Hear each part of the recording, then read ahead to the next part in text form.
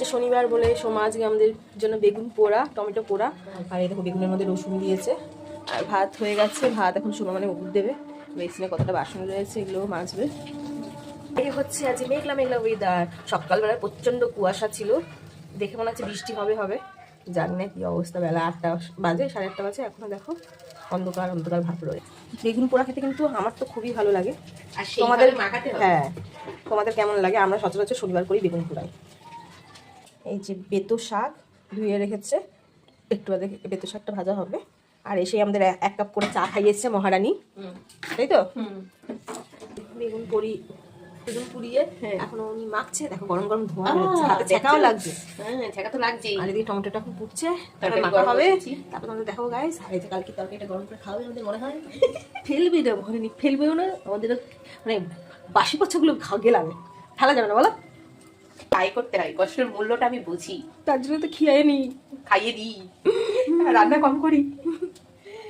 আর piece করে মাখা। আসলে কি হয়েছে বলতো, কালকে না মানে আমার শাশুড়ি বাড়িতে গেছি, ওখানে পাস্তা খেয়েছি, তাই রাতে কেউ খায়নি, তাই তরকারি বেঁচে গেছে। এটা কি তরকারি বলে দাও একটু? এটা হচ্ছে অ্যাকচুয়ালি মাশরুম তোমরা কে কে খেয়েছো? কালকে রান্না করেছি, দেখাইনি ভিডিওটা। মাশরুমের তরকারি, মাশরুম অল্পটা আছে, আলু বেশি আছে।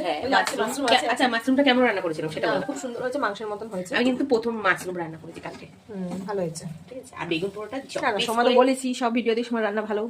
আর পিস করে মাখাটা মাখতে হবে যাতে জমে যায়। এটা ভাজা হবে। আলু কড়াই ছুটে দিয়েছে, আলুতে আর এগুলো পেঁয়াজ লঙ্কা ভেজে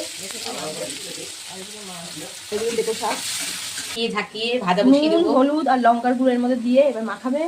বেতো শাকটা দিয়ে দিয়েছে আলু কড়াই সেটার সাথে, এটা ভাজা ভাজা করবে, তাই তো? আর এটা এখন আমি মাখাবো, কি করবো?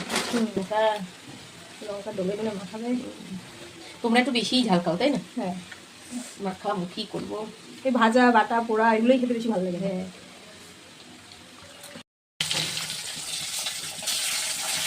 ভাজা হচ্ছে।